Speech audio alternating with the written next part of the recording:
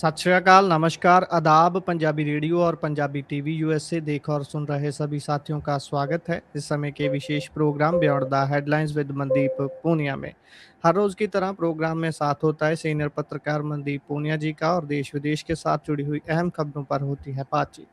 करते हैं सबसे पहले उनका प्रोग्राम में स्वागत। बहुत बहुत स्वागत है पूनिया जी। जी, नमस्कार, सत श्री अकाल, आदाब। नमस्कार, सत श्री अकाल, आदाब। रुख खबरों का करते हैं सबसे पहले बात अमेरिका, ईरान, इजराइल जंग के बारे में। अमेरिकी संसद में ईरान की जंग को रोकने के बारे में जो प्रस्ताव था, वो पास हो गया है। इवन ट्रंप के 4 सांसदों ने भी उनके खिलाफ ही वोटिंग कर दी है। इसके आगे अब क्या होगा? देखिए लगातार जो ईरान जो जंग हो रही है उसको लेकर अमेरिका में अलग-अलग मत रहे हैं। इसके बारे में हम लोग अपने बुलेटिन्स में भी बात करते रहे हैं। अ, अभी जो आज वोटिंग हुई है उसमें 4 रिपब्लिकन जो पार्लियामेंटेरियन थे उन्होंने भी जो वोट है वो अपोजिशन की जो पार्टी डेमोक्रेट्स उनके उनके साथ उनके हक में दिया है। हालाँकि 3 जो रिपब्लिकन पार्लियामेंटेरियन थे वोटिंग में शामिल नहीं हुए। तो ये जो अगर कहें कि प्रस्ताव है 50-47 से पास हुआ। हालाँकि ये एक मतलब कानून नहीं बना है, अभी कुछ और चरण होते हैं। मतलब इसको ऐसे मत मानिए कि एकदम से ट्रम्प के से ताकत छीन ली है, ऐसा कुछ नहीं है। और अब मतलब ये मेरे को तो ये भी नहीं लग रहा कि ये प्रस्ताव है जो ये कानून बन पाएगा, क्योंकि नो डाउट ट्रम्प के पास वीटो पावर भी इसको लेकर। और अभी और बहुत सारी मंजूरियाँ होती हैं। कांग्रेस की मंजूरी लेनी इसमें ज़रूरी है। ख़ैर अभी सीनेट में इस पर अंतिम वोटिंग होना भी बाकी है, तो ख़ैर रिपब्लिकन बहुमत वाली जो हाउस ऑफ रिप्रेजेंटेटिव्स है, उससे मंजूरी लेनी होगी। तो मतलब रिपब्लिकन जो उनकी जो बहुमत है, जो उनकी वोटें ज़्यादा हैं, तो उससे मेरे को लगता है कि मंजूरी कहाँ से मिलेगी। ख़ैर ट्रम्प इसके खिलाफ वीटो कर सकते हैं, ये मैंने आपको बताया। तो ये बड़ा अजीब पेचीदा मामला है और 2/3 बहुमत चाहिए इसको, मतलब इस पूरे मामले को, लेकिन इसलिए मुश्किल है। तो आप ये मान लेना कि भई ईरान का जो जंग रोकने के लिए जो पार्लियामेंट अमेरिका की कुछ कर रही है, वो उसके सच में कुछ कर पाएगी, मैं ये असंभव जैसा है। लेकिन हाँ, ये कह सकते हो कि कुछ लोग वहाँ पर अपना पॉलिटिकल स्टैंड कम से कम ईरान के मामले में क्लियर करने की कोशिश कर रहे हैं। डेमोक्रेट्स ये क्योंकि अब जैसे ये मामला हुआ है, तो डेमोक्रेट्स को कम से कम मौका मिल गया है, ये जनता में अपनी बात कुछ करने का। तो ख़ैर वही मामला है सब। इस पूरे एक्ट को आप यही कह सकते हैं कि मीडिया की रिपोर्टेज के लिए जो किया गया इवेंट था। ट्रम्प ने ईरान पर अभी हमला रोक रखा है, लगातार 24 घंटे वो कर रहे हैं कि हम बड़ा हमला करेंगे।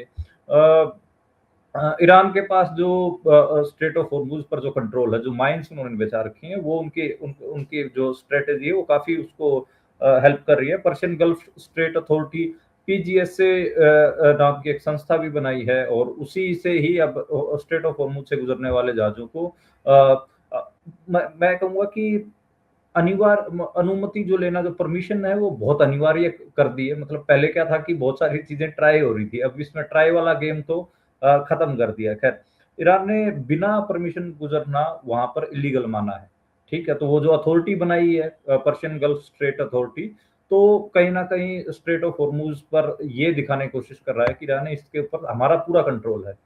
ख़ैर ईरान जो अनरीच्ड यूरेनियम का जो मामला उसके ऊपर भी कह रहा है कि हम नहीं झुकेंगे, हम कोई समझौता नहीं करेंगे। हालाँकि मतलब टेबल टॉक में 5 से 7 साल के मुलतवी करने, इस प्रोग्राम को मुलतवी करने पर सहमत दिखा था। ख़ैर अब जो अमेरिका की डिमांड है वो 15 साल से ज़्यादा की है कि आप अपने न्यूक्लियर प्रोग्राम को मुलतवी करिए, तो मुझे लगता है कि उस पर भी बात बनेगी नहीं। ख़ैर यही है कि अमेरिकी नाकेबंदी से ईरानी तेल भी फँसा हुआ है, ये भी एक फाइनेंशियल टाइम्स की रिपोर्ट है। तो ये ऐसा नहीं है कि मतलब सिर्फ़ स्ट्रेट ऑफ हॉर्मुज़ ही सारा पूरा मामला। फ़ारस की खाड़ी में ईरानी तेल के भरे टैंकर खड़े हैं, वो उनकी संख्या भी बढ़ती जा रही है। तो ख़ैर पुराने टैंकरों से तेल स्टोर करना पड़ रहा है ईरान को समुद्र में खड़े। तो मतलब अमेरिकी नाकेबंदी है, वो भी इफ़ेक्टिव दिख रही है, तो उसका असर भी हमें इस पूरी जंग पे दिख रहा है। जी। और इससे हम अगर आगे बढ़ें तो बात करें, मोदी ने मेलोनी को मेलोडी ट्रॉफी गिफ्ट की है। हाँ, टॉफ़ी। टॉफी अ, टॉफी। हाँ, तो खैर जी, इसके 2 किस्म के रिएक्शन हैं, भारत में इसके रिएक्शन हुए हैं। जी, नरेंद्र मोदी ने इटली की प्रधानमंत्री हैं जॉर्जिया मेलोनी, उनको मेलोडी टॉफ़ी गिफ्ट की है और उन्होंने वो जो वीडियो है वो एक्स पर भी पोस्ट किया है। तो खैर मेलोनी ने लिखा है कि प्रधानमंत्री मोदी मेरे लिए गिफ्ट में बहुत बहुत अच्छी टॉफ़ी लेकर आए, मेलोडी गिफ्ट के लिए थैंक यू। खैर जी, पूरा मामला है 5 देश घूम रहे हैं, तो इसका जो रिएक्शन है वो अलग है। रिएक्शन जी, क्या है? रिएक्शन इंडिया में देखने को मिला leader of opposition Rahul Gandhi Amethi में थे, उन्होंने कहा कि देश में तो बिज़नेस बंद हो रहे हैं, उधर मो मोदी साहब मेलोनी को टॉफ़ी खिला रहे हैं। तो ये जी, इसका रिएक्शन तो है ही। नॉर्वे में जो नरेंद्र मोदी गए उस नॉर्वे में जो महिला पत्रकार ने जो कुछ किया, उसके बाद प्रेस फ्रीडम को लेकर एक डिबेट पूरे इंडिया में छिड़ी। हालाँकि आप गोदी मीडिया देखिए उस महिला पत्रकार और नॉर्वे के खिलाफ पूरा एक कैंपेन उन्होंने लिया हुआ है। कह रहा है कि ये हमारी देश के ऊपर हमला है, ये हमला है, वो हमला है। जबकि मतलब देखिए आप अपने आप को दुनिया में सबसे बड़ी डेमोक्रेसी क्लेम करते हैं। आपके हर रोज़ कोई ना कोई चुनाव होते रहते हैं, कोई मतलब इतना बड़ा लोकतंत्र आप क्लेम करते हैं कि पूरे 5 साल ही चुनावी प्रक्रियाएँ चलती रहती हैं। कभी लोकसभा हो रहे हैं, कभी विधानसभा हो रहे हैं, कभी पंचायत के चुनाव चल रहे हैं, कभी म्युनिसिपल कॉर्पोरेशन के चुनाव चल रहे हैं, लोकल बॉडीज़ के चल रहे हैं, तो चुनाव चलते रहते हैं। तो इसलिए इंडिया कहता है कि हम लार्जेस्ट डेमोक्रेसी हैं दुनिया की। तो तब आप इतना आप कर रहे हैं, तो फिर आपका प्रधानमंत्री किसी भी प्रेस के सवाल से या प्रेस कॉन्फ्रेंस से भाग क्यों रहा है? और अब उन्होंने उनसे किसी ऐसे मुल्क में गए हुए थे जो प्रेस फ्रीडम इंडेक्स में नंबर 1 है, तो वहाँ के पत्रकार तो भाई वो पूछेंगे सवालों की बौछार लगाएँगे। एक सवाल क्या पूछ लिया आप एकदम से असहज हो गए, इसको भारत के ऊपर हमला मार रहे हैं, सॉवरेनिटी के ऊपर हमला मान रहे हैं। तो ख़ैर ये हो रहा है। नरेंद्र मोदी की जो 5 देशों की यात्रा है वो उसमें इनके पास आखिरी में मेलोनी को मेलोडी खिलाना ही बचा था। तो यही है कि आर्थिक तौर पर हम देख रहे हैं कि बहुत संकट पिछले कुछ दिनों से लगातार भारत में दिख रहा है और उसी को लेकर राहुल गांधी निशाना भी बना रहे हैं कि बिज़नेस ठप हो रहे हैं और उधर जो नरेंद्र मोदी है वो मेलोनी को मेलोडी खिला रहे हैं। जी, और जी, मतलब इसमें देखिए अ, मामला क्या है? मामला यही है कि ऐसी सिचुएशन है, उन्होंने 7-8 बातें संडे को जो बोली थी नरेंद्र मोदी ने भारत विदेश जाने से पहले, उनके ऊपर आपको पता ही है शेयर मार्केट क्रैश आपको देखने को मिला, बहुत डाउन एक एक दिन तो 2.5% मार्केट टूटी, काफ़ी बड़ा मामला था और सेम आप पेट्रोल की कीमतें बढ़ रही हैं और सोने का आप देखिए, गाड़ियों के ऊपर असर आ रहा है। तो ये है मतलब आज स्थिति बहुत अलग है और स्थिति इतनी अलग होने के बावजूद आप मतलब देश से गायब हैं, तो सवाल तो बनेंगे। जी, जी। और इससे अगर हम आगे बढ़ें तो आज देश भर में 15 लाख दवा की दुकानें व मेडिकल बंद रहे। ऑनलाइन बिक्री बहुत बढ़ गई है इन चीज़ों की भी उसकी वजह से नाराज़गी थी उनमें। देखिए हम लगातार देख रहे हैं कि जो ऑनलाइन शिपिंग कंपनियां हैं और जो ऐसे अपन कहें कि जो कॉमर्स मार्केट है पूरी वो अलग तरीके से बदल रही है तो उसमें असर दिख ही रहा है और जो बड़ी कंपनियां हैं खासकर ऑनलाइन बिक्री वाली जो दवाएं बेच रही हैं तो वो स्मॉल जो छोटे मेडिकल स्टोर्स हैं उनके मुकाबले तो सस्ता चीजें दे ही रहे हैं मैं जैसे आजकल हम सबकी आदत हो गई है कि हम कोई भी दवाई मेडिकल स्टोर से खरीदने जा रहे होते हैं तो उसका नाम गूगल पे डाल लेते हैं। जैसे टाटा का 1 एमजी स्टोर है या कोई और ऐसे बहुत सारे स्टोर हैं जिन पे हमें उस दवा वो दवा मेडिकल स्टोर से सस्ते में दिख जाती है 30% 40% का ऑफ। तो हम कोशिश करते हैं कि 1-2 दिन में क्योंकि डिलीवरी ऑप्शंस भी इतने अब आप देखिए कि जो ऑनलाइन ये कंपनियां हैं ये इनमें होड़ भी है कि कितना जल्दी वो आप तक दवाइयाँ पहुंचा सकते हैं। तो कई तो शहरों में ऐसे भी कंपनियां हैं जो डे टू डे बेस के ऊपर भी पहुंचा देती हैं। तो उससे असर मेडिकल जो स्टोर्स हैं उनके ऊपर आया है। तो खैर अब ये जो 4 माँगे बेसिकली थी सारी दवा दुकानदारों की जो मेडिकल स्टोर्स के जो दुकानदार हैं उनकी 4 डिमांडें हैं। पहले तो ये है कि भाई ऑनलाइन दवा की जो बिक्री है वो बिना बिना नियमों से चल रहे हैं और उससे हमें मोहल्ले की छोटी-मोटी दुकानों को दिक्कत हो रहा है, शहर की छोटी दुकानों को दिक्कत हो रहा है। दूसरा वो 2 2 नियम जीएसआर 220ई और जीएसआर 817ई इनको लेकर भी बात हो रही है और इसका जो फ़ायदा है वो ऑनलाइन दवा कंपनियाँ उठा रही हैं, तो उसको वापस लेने की बात है। और ऑनलाइन प्लेटफ़ॉर्म पर गलत या नकली पर्चियों का इस्तेमाल किया जा सकता है, इसलिए ई-फ़ार्मेसी के लिए नए सख्त नियम बनाए जाएँ और लोकल दुकानदार ऑनलाइन कंपनियों से 20 से 50% तक के डिस्काउंट का मुकाबला नहीं कर सकते। तो ये 4 चीज़ें हैं, मुझे लगता है कि और कोविड-19 के दौरान ही सरकार ने ई-फ़ार्मा को छूट दी थी और उसका अब देखिए अब असर बहुत व्यापक हो गया है। मैं तो खुद मानता हूँ कि हम भी कई बार बहुत सारे जो दवाइयाँ हैं, वो ऑनलाइन ऑर्डर कर रहे हैं, तो उसका असर तो है। आज तकरीबन 15 लाख छोटे-बड़े मेडिकल स्टोर देश भर में बन रहे हैं। मैं तो यहाँ चंडीगढ़ में देख रहा था, सेक्टर 11 जो पीजीआई के साथ लगता हुआ है, उसमें सारे आज मेडिकल स्टोर बंद दिखे। सेक्टर 16 यहाँ पर भी जैसे जो पीजीआई का असर आता है, पीजीआई के नाम पर बहुत सारे मेडिकल स्टोर खुले हुए हैं। यहाँ पर भी मैं देखा कि लगभग बंद थे। तो बहुत बहुत असर देखने को मिल रहा है और आज 15 लाख मेडिकल स्टोर छोटे-बड़े बंद रहे। तो 4 राज्यों में तो बहुत ज़्यादा व्यापक असर दिखा है। बिहार हो गया, चंडीगढ़ हो गया, मध्य प्रदेश हो गया, छत्तीसगढ़ हो गया, पंजाब हो गया। मतलब पंजाब में और चंडीगढ़ को मिला के 25,000 मेडिकल स्टोर बंद थे। तो काफ़ी काफ़ी मैसिव ये स्ट्राइक देखने को मिली। जी, जी। और इससे अगर हम आगे बढ़ें तो भारत सरकार ने 30 प्रतिशत तक एथेनॉल मिश्रण वाले पेट्रोल के नए मानक अधिसूचित किए हैं।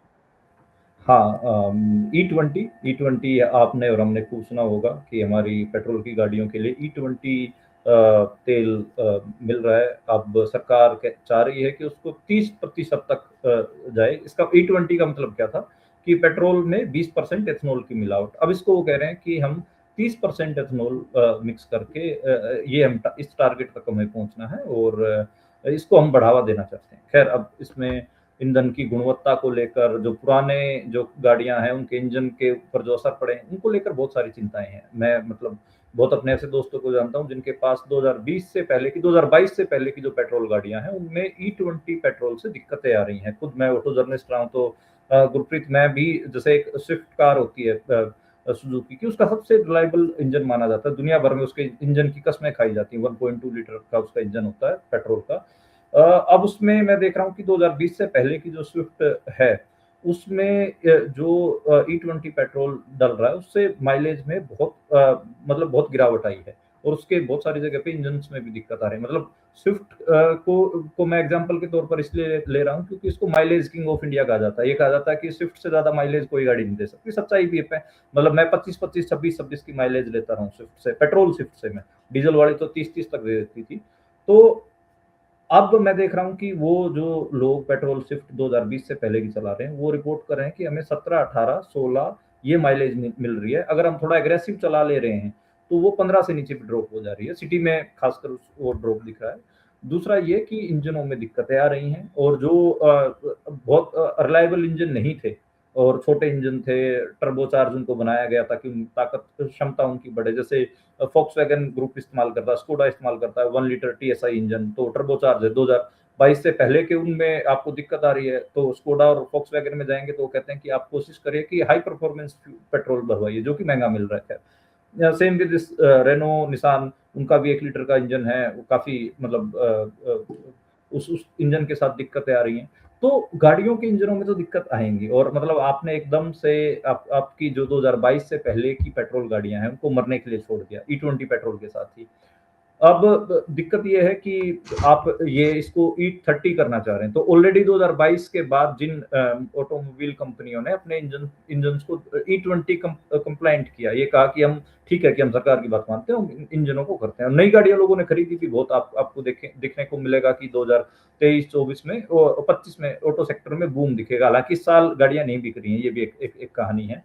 तो ई-20 कंप्लायंट इंजन हुए। अब ई-30 लाने की बात कर रहे हैं, तो भाई जो ई-20 ऑलरेडी जिन इंजन्स ने कंप्लायंट किया था, उनके साथ फिर क्या होगा ई-30 आने के बाद? तो इन बातों के बारे में सोच नहीं रही है बस हालाँकि हमें ये भी पता है कि किस मंत्री के बेटों की एथेनॉल की फैक्ट्रियाँ हैं, बहुत सारी स्टोरीज़ इसको लेकर हुई हैं। नितिन गडकरी के दोनों बेटे जो हैं एथेनॉल कंपनी बिज़नेस में इन्वॉल्व हैं और खुद road and transport minister Nitin Gadkari हैं, तो खैर आप ये कह सकते हैं कि ये तो आप अपने बेटों को फ़ायदा पहुँचाने के लिए लोगों की गाड़ियों के इंजन तोड़ने वाली बात है। तो बाकी ईवी इंफ्रास्ट्रक्चर भारत मतलब अगर आप ई-20, 30 करते जा रहे हैं, तो लोग ये कहेंगे कि बहुत सारे लोग ये सलाह दे रहे हैं कि आप ईवी गाड़ी पे शिफ्ट हो जाइए, तो ईवी का इंफ्रास्ट्रक्चर इतना बढ़िया नहीं है, उनमें जो दिक्कतें हैं वो आपको पता ही है। जो बीवाईडी जैसी जो सफल कंपनियां हैं, वो जब भारत में आती है तो उनकी गाड़ियां 25 से 30 लाख की बीवाईडी एटो लेके आ रही हैं, सेलियोन है, वो सब 25 लाख प्लस की गाड़ियां हैं। देसी जो ब्रांड है टाटा वगैरह, they are trying with Punch EV लेके आए, टाटा नेक्सॉन आए, उनमें बहुत सारी दिक्कतें हैं और उन दिक्कतों को आप हम जानते हैं। उनकी रेंज एंग्जाइटी भी एक चीज है। और ईवीज में आप देखिए बहुत सारी हाउसिंग सोसाइटीज कह रही हैं कि उनमें तो क्या बोलते हैं कि हम अपने यहाँ पर आग लगने का खतरा है, इसलिए हम इनकी जो चार्जिंग यूनिट्स है वो अपने यहाँ लगाने नहीं देंगे। तो तमाम वो दिक्कतें हैं। और डीजल की गाड़ियों को ऑलरेडी आप शहरों में कह रहे हैं कि इनको हम चलने ही नहीं देंगे, और उसमें तो डीपीएफ की दिक्कतें आ रही हैं। तो जो ऑटो मार्केट है भारत का, वो सबसे ग्रो भी सबसे फास्ट हो रहा है उसमें, और तब बदलाव भी बहुत फास्ट हो रहे हैं, और गाड़ियों को मरने के लिए भी मतलब बहुत जल्दी जल्दी ऐसे डिसीजन आ रहे हैं जिससे गाड़ियों को मरने के लिए छोड़ दिया जा रहा है। मैं अब यहाँ पर थोड़ा सा यूरोप और अमेरिका की बात करना चाहूंगा। ऐसे मतलब यूरोप में मैं देखता हूँ कि गाड़ियां 35-35 साल तक पुरानी गाड़ियां चल रही होती हैं। हम मिनिमम ये मानते हैं, मतलब काफी एक लंबे तजुर्बे से मैं बोल रहा हूँ कि हम ये मानते हैं कि कोई भी कार वो कम से कम 3 लाख किलोमीटर तक चलने के लिए बनाई जाती है। ठीक है, कम से कम मैं कह रहा हूँ, मतलब हमने ऐसी गाड़ियां देखी हैं जिन्होंने 8-8 लाख 9-9 लाख का ओडोमीटर क्लिंच किया होता है।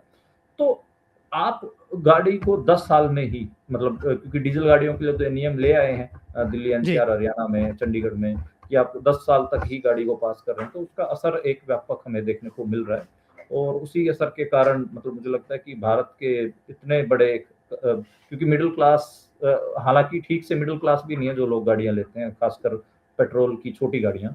तो आपने मतलब एक पूरे सेक्शन के ड्रीम किलर कह सकते हो कि जो उन्होंने एस्पिरेशंस में गाड़ी ली, बाइक से अपग्रेड हुए, उनको तो उनके हाल पर छोड़ दिया, और लगातार आप ऐसी पॉलिसियां लेकर आ रहे हैं जिससे मतलब नई गाड़ी आप मतलब हर तीसरे साल आपको नई गाड़ी खरीदनी पड़े। तो ऐसे मतलब बड़ा बड़ा भयावह है। इसमें रिसोर्सेज की वेस्टेज देखिए कि पुरानी गाड़ियों को कंडम करना होगा आपको आखिरी में।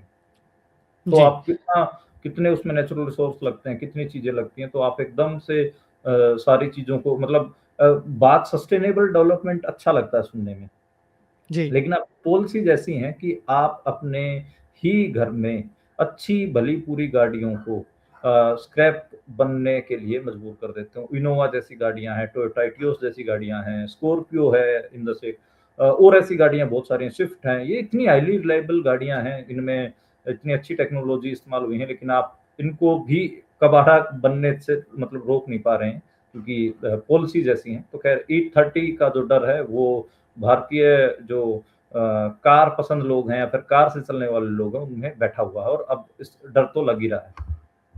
जी, बिल्कुल।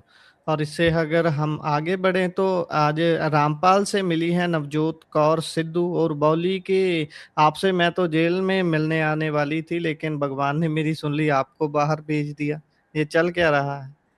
देखिए बाबा रामपाल हरियाणा के आश्रम, उनका आश्रम चलता था, और स्पिरिचुअल लीडर अपने आप को बोलते हैं वो। तो उनका आपको पता है 2015-16 के आसपास जो बरवाला में जो मामला हुआ, उसके बाद उनको जेल भेजा गया था। उनसे अब हर पॉलिटिशियन मिलने के लिए पहुंच रहा है, कांग्रेस के, बीजेपी के बहुत सारे लोग वहाँ हरियाणा के पहुंचे हैं, नेशनल लेवल के भी, पंजाब से भी नवजोत कौर सिद्धू वहाँ पहुंची हैं। तो उन्होंने आशीर्वाद लिया है, पैर वगैरह छुए, और ये कहा कि आप तो जेल में ही आपसे मिलना ही आती, लेकिन आप तो जेल से बाहर आ गए हैं। तो खैर रामपाल को लेकर ना बहुत अलग-अलग चीज़ें हैं। जैसे पहले नवजोत कौर सिद्धू के बारे में बात कर लें कि नवजोत कौर सिद्धू तो यार मतलब देश का कोई बाबा इन्होंने छोड़ा ही नहीं है। जिन बाबाओं के का हम मज़ाक उड़ाते हैं, उनके उन बाबाओं के पास पहुँच जाती। कुछ दिन पहले अनिरुद्धाचार्य नाम का एक बाबा है, उसके पास पहुँची हुई थी। तो वो वृंदावन में रहते हैं, वो डेली गौमूत्र पीने की बातें करते हैं। हालाँकि नवजोत कौर सिद्धू भी ये मानती हैं कि उनका जो कैंसर ठीक हुआ था, वो गाय का मूत्र पीने से हुआ था। तो वो ऐसे-ऐसे बाबाओं के पास जा रही हैं जो साइंस को चैलेंज कर रहे होते हैं, साइंटिफिक टेम्परामेंट को चैलेंज कर रहे होते हैं। तो आप समझिए कि स्थिति क्या है, बहुत बुरी है। अब इन गॉडमेन्स के पास, इन बाबाओं के पास ये जाते तो इसलिए हैं कि इनकी वोट की खेती हो सके। कई ऐसे सच में भी मूर्ख होते हैं जो उनकी बातों में आते हैं। मेरे को लगता है कि जो सिद्धू दंपति है, वो बहुत पूजा-पाठ वाला बहुत कुछ हालाँकि कैप्टन अमरिंदर भी उनके समकालीन जो थे वो भी उन्होंने भी भैंस का कटड़े की बलि देने वाली बात आपको पता ही है। पर मतलब नवजोत सिद्धू को मैंने खुद देखा हुआ है, मैं इलेक्शन कवर कर रहा था 2017 वाला। तो 2017 का जब मैं पंजाब का चुनाव कवर कर रहा था तो नवजोत सिद्धू ने अपने जो कलाई होती है उसमें इतने धागे बांध रखे थे और अपने इलेक्शन कैंपेन से पहले उसने हवन किया, अपने ब्राह्मण को फोन लगाया, उससे बात करा, अंगूठियां फंसाई हुई। तो मतलब मुझे दिखा कि यार ये आदमी सिख जाट मतलब और इतना इस ड्रामे के चक्कर में फंसा हुआ है। तो खैर मैंने उनको एक हमारी अनऑफिशियल मीटिंग हुई तो बोला भी तो फिर वो हंसने लग गए। मैंने कहा और मतलब बगलामुखी का कहीं हवन कर रहे हैं, कहीं कुछ कर रहे हैं, कहीं कुछ कर रहे हैं। तो खैर नेता ठीक-ठाक अपन कहें कि अंधभक्त होते हैं। वो मतलब ये मानते हैं कि ये सारा लक का गेम है और उस लक के गेम में अपने सारे सितारे बुलंद करने के लिए हर जगह पे ये माथा टेकने के लिए पहुँचते ही पहुँचते हैं। खैर नेहरू जिस साइंटिफिक टेम्परामेंट को मतलब लागू करने की बात कर रहे थे, उससे उलट कहीं न कहीं डायरेक्शन रही है। तो साइंटिफिक टेम्परामेंट की तो मतलब माचिस ही जलाकर देश के नेताओं ने छोड़ दी है। जी, जी। और इससे अगर आगे बढ़ें तो एक बार फिर से विपक्षी दल के नेता के ऊपर ईडी की कार्रवाई हुई है। हाँ, ये आम आदमी पार्टी के नेता दीपक सिंगला दिल्ली में चुनाव लड़े हैं, 2020 में लड़े थे, चुनाव हार गए थे। अब यही है कि इनके ऊपर ईडी ने केस बनाया है मनी लॉन्ड्रिंग का। ये कहा है कि इनकी 150 करोड़ से ज़्यादा की इनके ऊपर बात कही जा रही है। ये कहा है कि ये मनी लॉन्ड्रिंग के मामलों में इन्वॉल्व थे, इनकी एक्टिविटी देखी गई है। खैर अब ये है कि जो हम मेरी तो लाइन इसमें यही है जो मैं पिछले कई दिनों से बोल रहा हूँ कि लगातार ईडी है।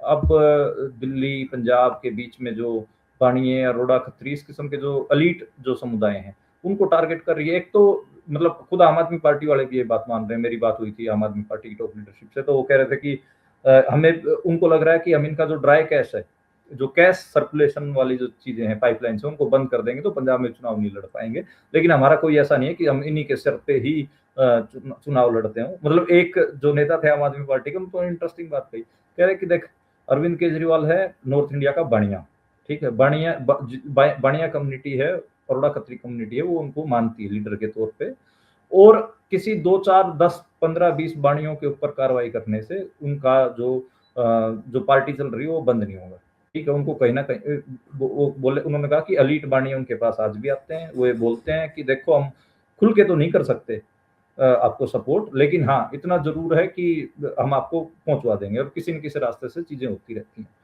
1-2 चैनलों का राघव चड्ढा वगैरह को इनको संदीप पाठक और को पता था, तो अब ये उन्हीं का नाम देके उन्हीं के ऊपर कार्रवाइयाँ करवा रहे हैं, इससे ज़्यादा कुछ है नहीं। मतलब उनको किसी प्रोजेक्ट के लिए, किसी इवेंट के लिए, रैली वगैरह के लिए बोल दिया होगा कि भई फलाने बनिए के पास से पैसे उठा ले, तो अब वो उन्हीं के नाम बता-बता के उनके ऊपर कार्रवाइयाँ करवा रहे हैं। लेकिन एक जो उ उनका कहना था कि आम आदमी जो अरविंद केजरीवाल के एक जो पूरे बढ़िया लीड में नॉर्थ इंडिया के बढ़िया लीड्स में जो पकड़ है उस वो डील ही नहीं कर पाएँगे। उनकी जो पैसे की जो ज़रूरत होती है चुनाव में आपको हमको पता है हम पत्रकार हैं कितना महँगा काम है चुनाव लड़ना भारत में।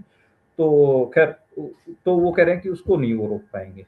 तो ये अब अगले 1-2 महीने तो आपको ऐसी खबरें देखने को मिलेंगी आम आदमी पार्टी से जुड़े हुए अरोड़ा खत्री, बनिया कम्युनिटी के जो एलीट्स हैं उनके ऊपर कार्रवाइयाँ होंगी। हालाँकि ये कार्रवाइयाँ आपको हमको पता किस लिए की जा रही हैं ताकि बीजेपी उनको अपनी पार्टी में लेके जा सके, अपनी वॉशिंग मशीन में डाल के साफ कर दे और जो उनकी इकोनॉमिक तौर पर पार्टी को तोड़ने की बात वो भी मतलब है ही। इसी के साथ प्रोग्राम का समय यहाँ समाप्त होता है। आप जुड़े जानकारियाँ साझा की बहुत-बहुत धन्यवाद।